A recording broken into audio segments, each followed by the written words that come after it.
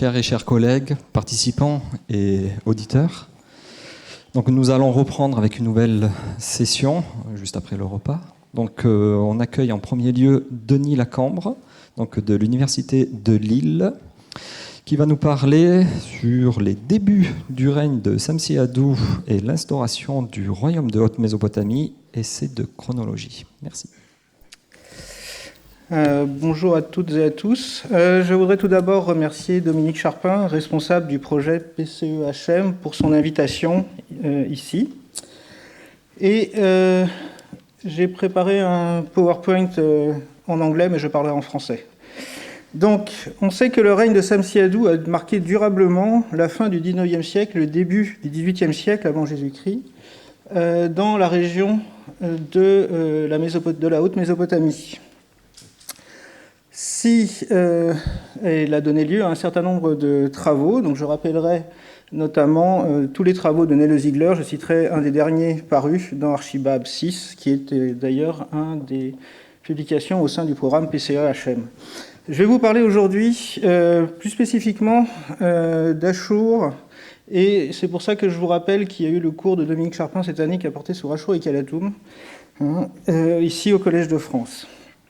Donc si la période qui a suivi la prise de Marie a livré une abondante documentation qui vient notamment donc, d'un grand nombre de sites comme Marie, Toutoul, Chagar Bazar, donc l'ancienne Ashnakoum, entre autres, la période antérieure est très mal connue. Quelques documents tout à fait particuliers comme les chroniques éponymales de Marie, la liste éponymale G de Kultepe ou quelques inscriptions royales d'Achour nous documentent la présence de Samsi-Adou dans le nord de la Mésopotamie. Et c'est aussi, d'un point de vue pour les tablettes administratives, on a seulement 7 textes pour l'instant. Un qui vient d'Achour, un 1574, dont je vous reparlerai, 2 de Tel Taya et 4 de Shubat-Enlil.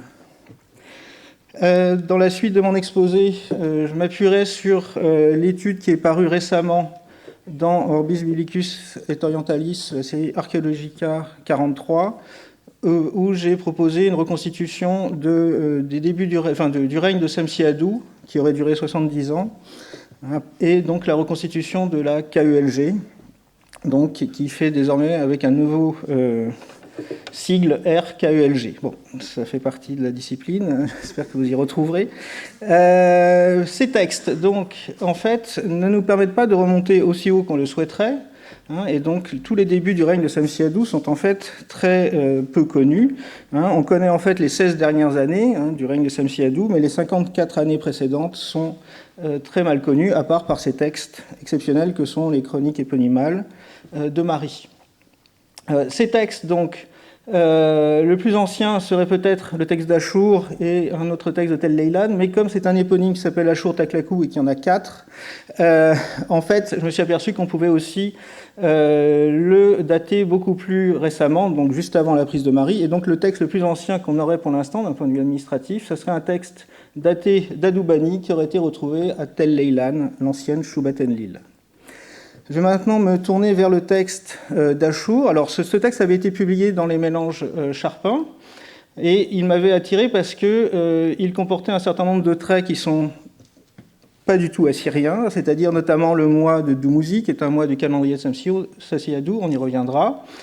Alors, il était malheureusement, comme vous le voyez, très très fragmentaire, mais il comportait aussi d'autres traits qui sont absolument pas usuel dans la documentation paléo-assyrienne, c'est-à-dire l'utilisation de la mesure Anché, donc l'année, qui fait partie du système nord-mésopotamien, l'utilisation de la mesure Kinaté, ou la notation mathématique de mesure de volume, un bariga plus 6 têtes de clous qui indique en fait 60 litres, 60 K, et qu'on connaît bien par la documentation de Chagar Bazar, donc l'antique Ashnakoum, à l'époque de Samsi-Adou.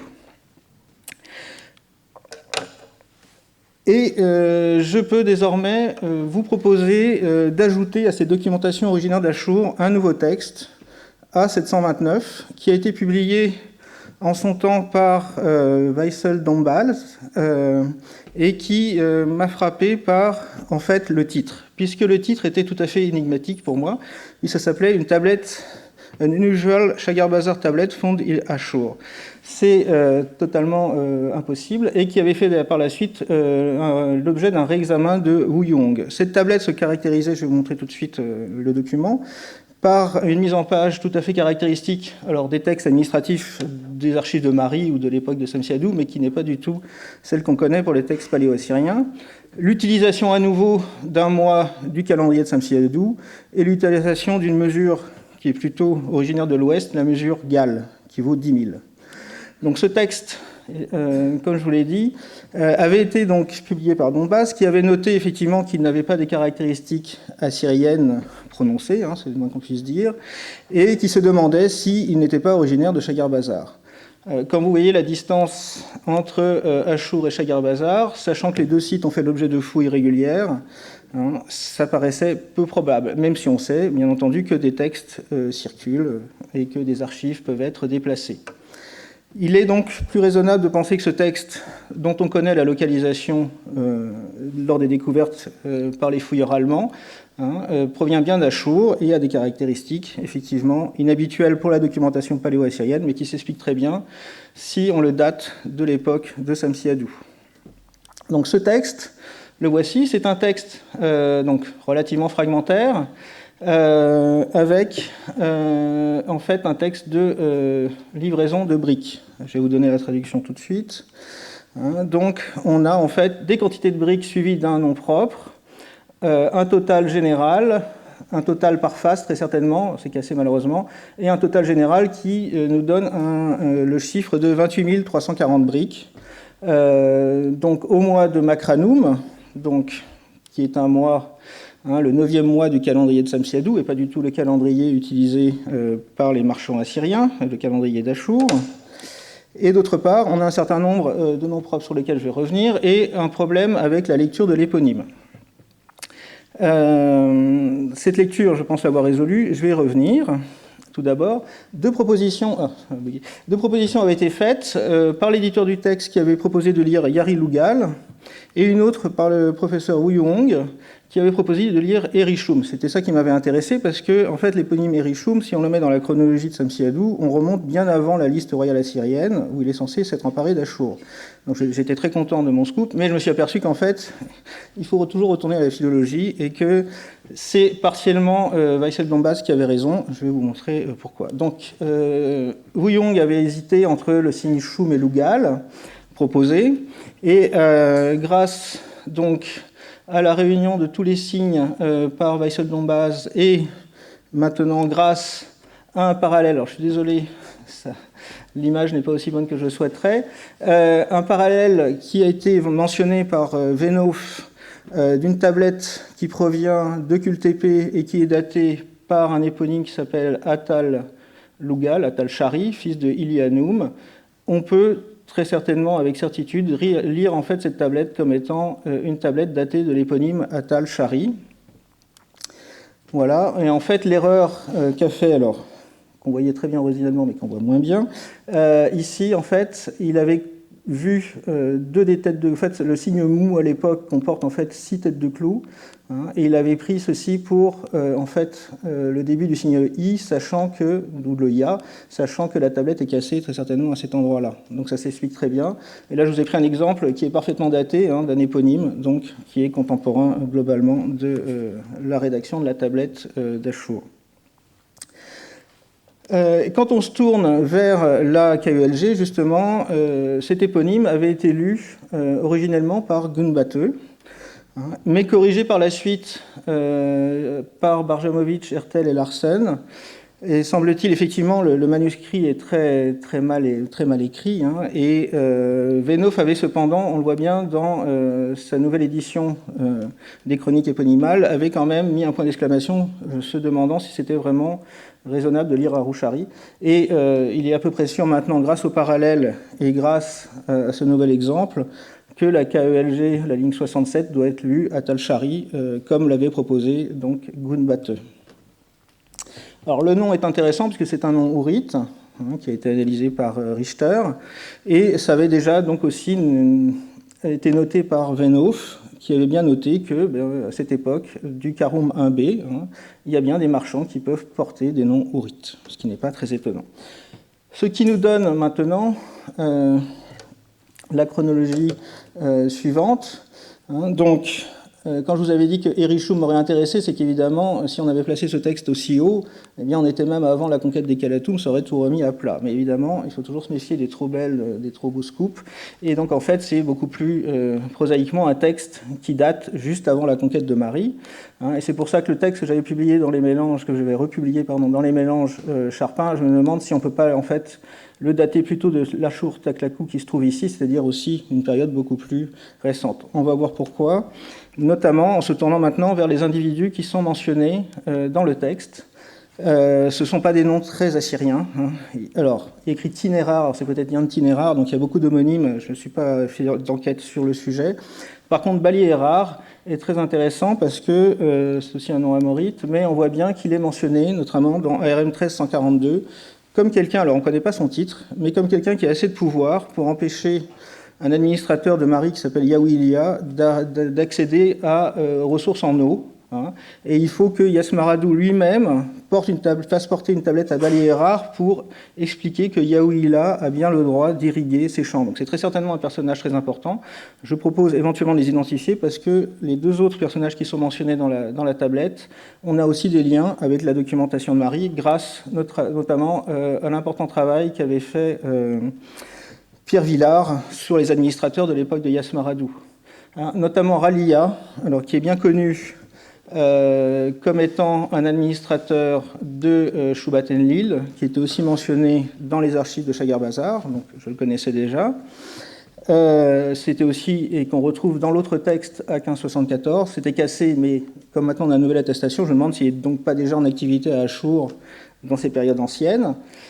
Et un autre cas qui est Shamash Magui. Alors c'est un nom très commun, évidemment, on se dit qu'on ne peut pas en faire grand-chose, et je m'étais dit, bon, on ne va pas en faire grand-chose, et effectivement, heureusement, grâce à Pierre Villard, on voit qu'il y a un Shamash Magir qui est très bien attesté, et qui serait en charge de Dur Yasmaradou par la suite, et j'ai tendance à penser que c'est peut-être aussi le même personnage. Et on aurait en fait un phénomène très intéressant, c'est-à-dire des hauts fonctionnaires qui ont été éventuellement proches du roi Samsiadou, et qui par la suite, ayant fait leurs preuves auprès du roi, ont été envoyés dans différents postes. On a le même cas avec Itourazlou à Marie, par exemple, à l'époque de Zimrilim.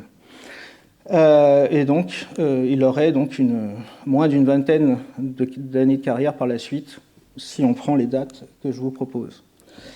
Quand on se tourne maintenant vers le texte, qui est un texte de livraison de briques, c'est pas un texte atypique pour l'époque de Samsiadou, puisqu'on en connaît un petit dossier qui provient de Tel Rima, de 3 textes, qui ont été retrouvés en fait dans les fondations du palais, et qui attestent aussi de la livraison de briques, alors qui sont datés, donc, alors l'éponyme est cassé, mais les possibilités sont restreintes au vu du premier signe conservé, c'est soit Rish Shamash, soit Ringmanoum. Donc là, on est en fait bien après la conquête de Marie, mais ça montre en fait tous ces textes, je vais vous montrer, puisqu'on connaît l'origine maintenant du texte qui a été découvert à Achour.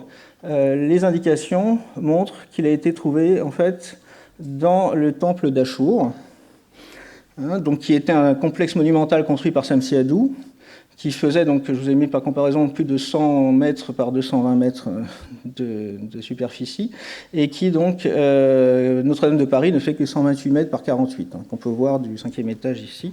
Donc, pour vous donner un peu une idée de la taille de ce complexe. Et ce qui est intéressant, c'est que, donc, on a la localisation, et c'est dans le carré IB45, c'est-à-dire ici, dans cette zone-là, du temple d'Achour. Et donc, je serais quand même tenté, au vu des nombreuses briques qui ont été découvertes, qui indiquent que Samsiadou a construit le temple d'Achour, donc l'inscription Rima A 03911 par exemple, ou un peu plus développée, celle-ci où il indique aussi sa filiation, donc fils d'Ila Kabkabou.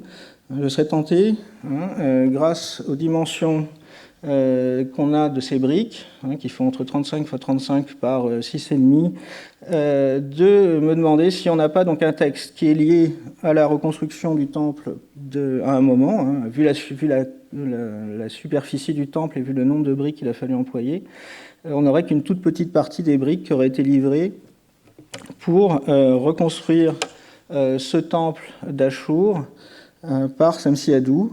J'ai fait des petits calculs, alors j'espère que je ne me suis pas trompé, mais en gros, avec 28 340 briques, si vous voulez faire un mur d'à peu près 4 mètres sur 3 mètres de large, c'est-à-dire sur 8 briques et demie de large, vous ne pouvez faire que 18 mètres 50.